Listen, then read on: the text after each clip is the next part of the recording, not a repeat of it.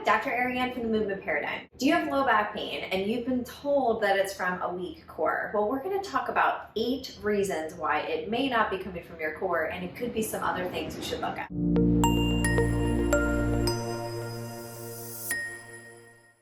1 in 4 people experience low back pain in their lifetime, and it is also one of the #1 causes of the opioid epidemic, because most people that are seeking pain medication are coming in initially for low back pain. Now, one of the things that is really important to recognize with acute low back pain is acute low back pain can be treated very, very easily.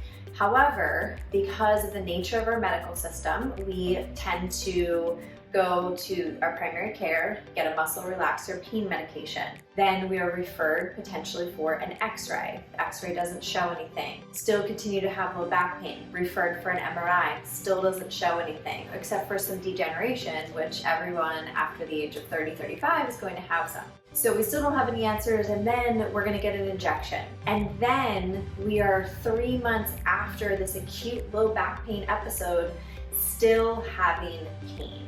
Now we are in a chronic pain state. Chronic pain is much different than acute pain. It is defined by having pain greater than 3 months, and it is defined as central sensitization. So our nervous system becomes sensitized. We have no tissue damage. However, our brain is still interpreting that there is pain in, let's say, for example, the low back. So now we're going to get into 8 root causes of your low back pain that is not just a weak core. And this could contribute to acute and or chronic low back pain. #1 is poor breathing. So our breath should be a diaphragmatic breath, and we breathe 20 to 25,000 times a day. So if we are not breathing from our diaphragm those 20 to 25,000 times a day, then that means that our sequencing of our entire abdomen is completely off, and it creates a stress response. So this can be one of the easiest things that can help low back pain, but that can also attribute to low back pain if there is poor or dysfunctional breathing patterns. #2 is movement compensations. So when we think of how pain or injury ultimately happens, think it's when anatomy meets opportunity. So if I have an ankle sprain, let's say 3 months ago. So I have an ankle sprain, I'm rehabbing it, it's getting better, but there's still some stiffness in the ankle that was not there before. So now every time I am walking and striking the ground in dynamic movement, I have this asymmetry. So I have different forces that are being transferred up through my body, and of course through the fascial tissue and the spine. So every time I strike the ground, there's this asymmetry, and it is something that was different than it was before. So that means that now, guess what? I'm going to start to compensate. I'm going to start to change how my foot hits the ground, how my pelvis is moving. So this can be an example of how any movement compensation, especially over a period of time, can ultimately lead to pain and or injury. #3 is stress.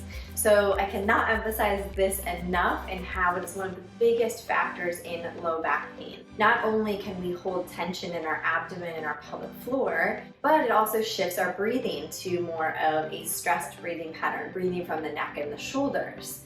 Additionally, stress is linked to inflammation. So without a doubt, I've seen in my clinical practice, this is one of the biggest driving factors of low back pain, especially chronic low back pain, and through the evidence. The 4th root cause is poor sleep. So inadequate or interrupted sleep is actually one of the biggest drivers of low back pain, and it also shuts down the release of our growth hormone, which is needed for repair and healing. #5 is chronic inflammation.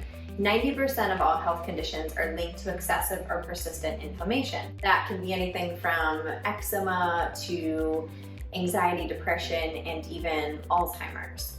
Now, when we think about inflammation as it relates to our musculoskeletal system or nervous system, when we have inflammation, that is going to contribute to typically pain. That could be presented as joint stiffness, joint inflammation, osteoarthritis is inflammation. This can also be very, very classic in terms of this chronic and or even acute low back pain.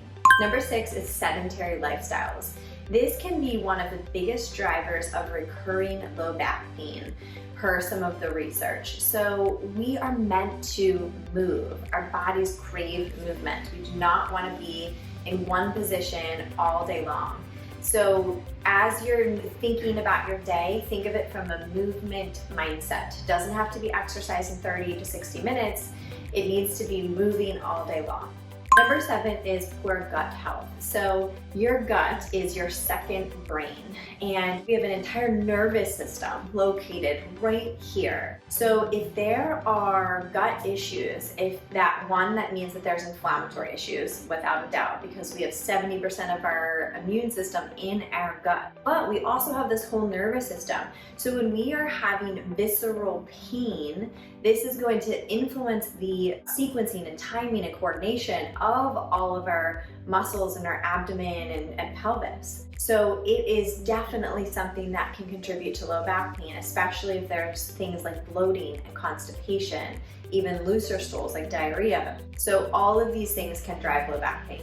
Number 8 is lack of movement variability. So as I mentioned earlier, our bodies crave movement. So when we are in sustained postures all day long, like sitting at a desk or crossing our legs one direction, when we are not changing positions consistently throughout the day, then our fascial tissue, our three-dimensional network or ectoskeleton, can get sticky. It is meant to be elastic and also be able to create tension and transfer force. And when we are sitting in the sustained postures throughout the day and not changing positions, not getting down to the floor and getting back up, then unfortunately this can contribute to low back pain.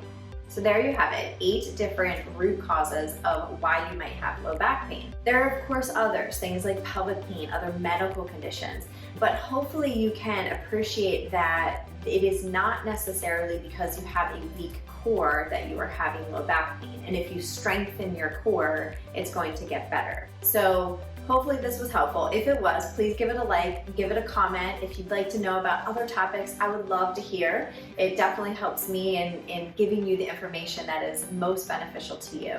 As always, please feel free to subscribe to our YouTube channel, The Movement Paradigm, for weekly tips on mindset, nutrition, and movement. Thank you.